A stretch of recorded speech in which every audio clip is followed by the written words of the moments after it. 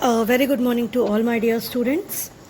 Beta, as we were reading the chapter active and passive voice, and we have completed the definition, the concept of the definition, the concept of active and passive voice, and we have seen how the active voice changes to passive voice in different tenses, and what were the verbs, क्या verb का role है, verb कैसे change होता है, क्या verb का basic context है, ये सारी चीज़ें हम लोगों ने देखी.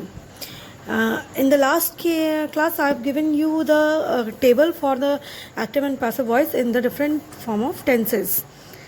Now moving forward to from that point, it is we have to read how to use active and passive voice. That is when to use active voice and when to use passive voice. हमें कैसे पता चलेगा कि हम कब active voice use करें और कब passive voice यूज़ करें. ओके, तो ये चीज़ें आज हमको देखनी है. तो just I will be teaching you a short paragraph and then I will be giving you some exercises to solve. हम आपको दो I think there are 25 questions that I am going to give you.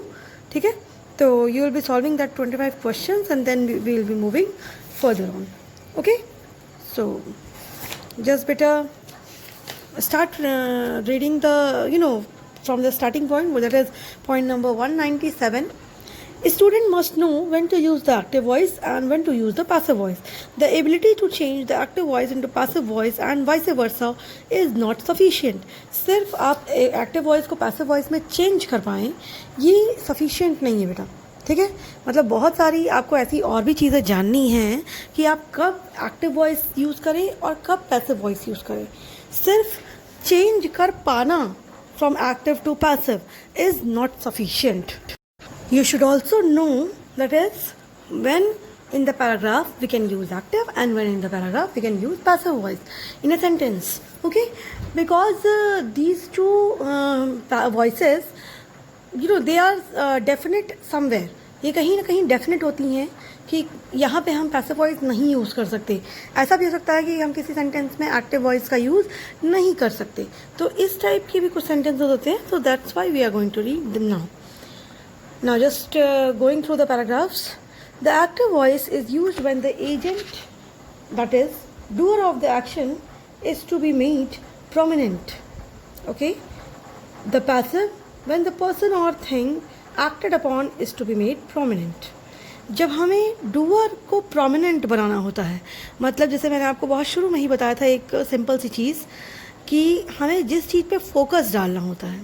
जैसे कि जब हमें कोई एक ऐसे, जैसे for example the film is going on and the hero is to be given focus. ठीक है, हीरो को फोकस देना है तो हम क्या काम हो रहा है इस पर ना दिखा के हम पूरा सीन अपना जो कन्वर्ट होता है वो हम हीरो की तरफ एंगल कर देते हैं. ठीक है, अपने सीन का एंगल जो होता है वो हम पूरा फोकस जो है वो हम हीरो की तरफ कर देते हैं. तो यानी कि जो डूअर है हमारे एक्शन का वो हीरो है, तो हम उसी की तरफ पूरा फोकस कर देंगे. कभी कभी होता है कि जो वर्क हो रहा है, जो टास्क हो रहा है वो ज़्यादा इंपॉर्टेंट है. तो आप देखेंगे फास्ट फॉरवर्ड में भगा के जल्दी टास्क को सिर्फ इम्पॉर्टेंस दी जाती है कि क्या टास्क हो रहा है. ओके, कौन कर रहा है, मैं कर रही हूँ, आप कर रहे हैं, या कौन सा उसमें एक्टर बिजी है. एक मूवी में 50 एक्टर्स होते हैं, 50 साइड एक्टर्स होते हैं, तो उनमें से कौन कर रहा है ये इंपॉर्टेंट नहीं है, बस जो टास्क हो रहा है वो इम्पॉर्टेंट है. ओके, तो उस चीज़ को जब कोई भी वर्क जो है जिस पे इफ़ेक्ट पड़ रहा है वर्क का, वो अगर फोकस किया जाना है, वो अगर प्रोमिनेंट बनाना है, तो हम लोग पैसिव वॉइस का यूज़ करते हैं. Okay, now moving forward. The passive is therefore generally preferred when the active form would involve the use of an indefinite or a vague pronoun or noun, somebody, they, people, we, etc. as subject. That is, when we don't know the agent or when it is clear enough who the agent is. कभी कभी क्या होता है बेटा, जैसे कि हम यहाँ पे एक सेंटेंस कह रहा है कि हम लोग पैसिव का यूज़ हमेशा तब करते हैं जबकि हमें डूअर का कुछ अता पता ही नहीं होता है, या तो वो इतना कॉमन हो कि पता ही हो कि ये किसने किया होगा. मेरी बात आप समझ रहे हैं. लाइक फॉर एग्जांपल, अगर मैं बोलूँ कि पूरी कंट्री में कोई रूल फॉलो हो रहा है, तो उस रूल को प्रोमिनेंट बनाया किसने होगा? प्रोमिनेंट बनाया होगा ऑब्वियसली पीएम ने.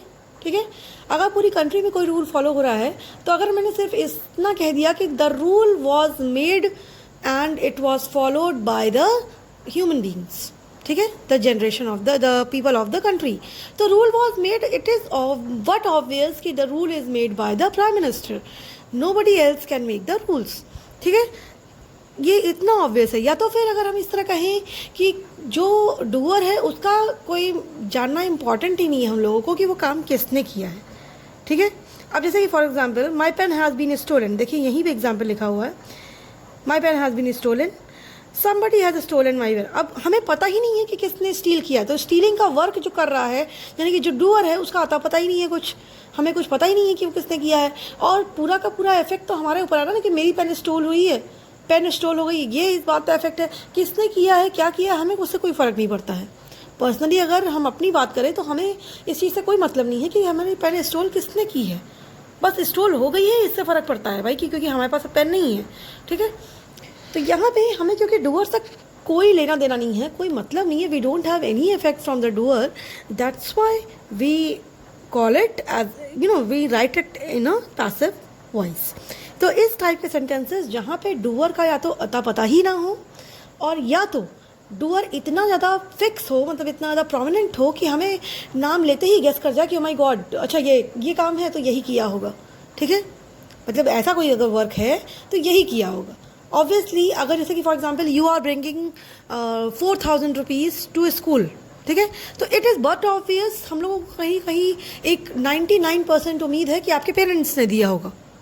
अगर और कोई दे रहा है तो ये अलग बात है, लेकिन फिर भी 99% उम्मीद है कि ये आपके पेरेंट्स के थ्रू ही दिया गया है. ठीक है, तो यहाँ पे इसी तरह का कुछ ऐसा एक्शन है कि या तो डूअर जो है वो एकदम से फिक्स हो कि भाई यही किया होगा, इसके अलावा कोई कर नहीं सकता, और या तो कुछ अता पता ही ना हो और हम लोगों को कोई मतलब भी ना हो उस डूअर से. इन दोनों केसेस में हम लोग यूज़ करते हैं पैसिव वॉइस. ठीक है, अब इसका एग्जाम्पल देखते हैं हम लोग.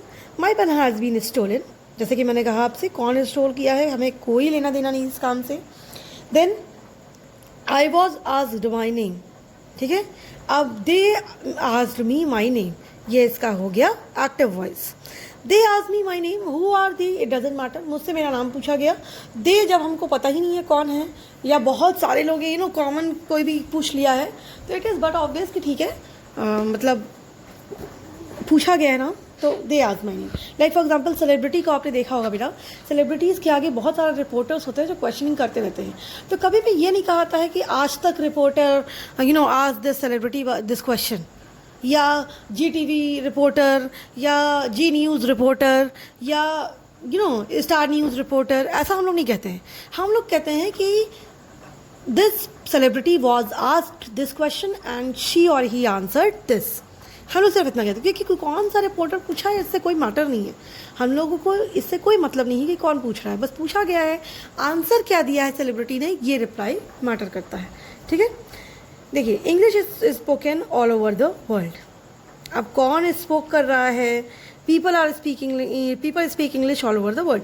पीपल में कौन है, हम हैं, यहाँ पे बहुत सारे लोग हैं, it's just a common thing, तो इसलिए यहाँ पे इम्पोर्टेंट नहीं है. ठीक है, I have been invited to the party, someone has invited me to the party. अब मैं पार्टी में इन्वाइट हुआ हूँ, अब कौन इन्वाइट किया है ये हमारे लिए भले मतलब जिसको हम बता रहे हैं शायद उसके लिए इम्पोर्टेंट नहीं है.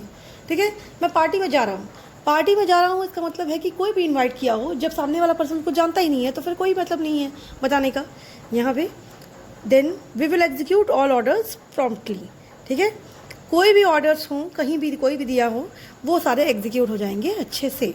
तो कौन दिया है यहाँ पे, कौन से ऑर्डर्स हैं, डजेंट मैटर एट ऑल. ठीक है, for the next person. Okay, अब देखो यहाँ पे लिखा हुआ है जो भी एग्जाम्पल्स दिए गए हैं बेटा, note how ever that as in the examples given earlier, the by phrase cannot be avoided where the agent has some importance and it is necessary to complete the sense. ठीक है बेटा, अब जैसे यहाँ पे लिखा हुआ है कि जो भी सेंटेंसेस इसके पहले दिए हुए, मतलब ये 5 सेंटेंसेस की बात नहीं हो रही है, जो आपको एग्जाम्पल्स मैंने इसके पहले वीडियोज़ में दिए थे उसमें हम लोग बाय का यूज़ अवॉइड नहीं कर सकते थे. ठीक है, मतलब यहाँ पे इनका कहने का मतलब है, जैसे कि देखिए इसके जस्ट ऊपर एक लाइन लिखी हुई है, इन सच केसेस, देखिए नोट हाउएवर के ऊपर जस्ट लाइन लिखी हुई है, in such cases the agent with by is usually avoided. इन सारे केस में, क्योंकि यहाँ पे हमने जैसे कहा कि या तो डूअर हमारा इतना प्रोमिनेंट है, इतना ऑब्वियस है, या तो फिर डूअर से कोई मतलब ही नहीं है, इसीलिए हम इन सारे केसेस में बाय का यूज़ अवॉइड कर सकते हैं। ठीक है, तो हमें बाय का बताने की ज़रूरत ही नहीं है। अब जैसे कि my pen has been stolen by somebody, ये भी हो सकता था लेकिन नहीं हुआ है। I was asked my name by them, ये भी हो सकता था पर नहीं हुआ है, क्योंकि बेटा यहाँ पे बाय का यूज़ करना कोई ज़रूरी नहीं है। ठीक है, इस मतलब सेंस ऐसे ही कंप्लीट हो रहा है विदाउट यूजिंग बाय, तो हम लोग क्यों यूज़ करेंगे ज़बरदस्ती। ओके, तो इसी टाइप के सेंटेंसेस में हम लोग जब यूज़ जो भी ऐसे सेंटेंसेस होते हैं वहाँ पे हम लोग सब्जेक्ट का यूज़ करना अवॉइड कर सकते हैं, और इसी टाइप के सेंटेंसेस को हम लोग पैसिव फॉर्म में लिखना प्रेफर करते हैं। Okay, so today only this much बेटा, and I am giving you one exercise of this to solve.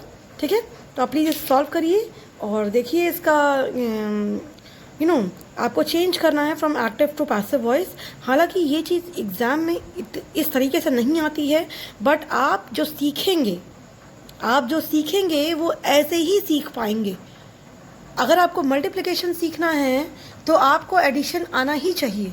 ठीक है, तो बिना एडिशन सीखे आप मल्टीप्लिकेशन नहीं सीख पाएंगे, तो ये वही प्रोसेस चल रहा है।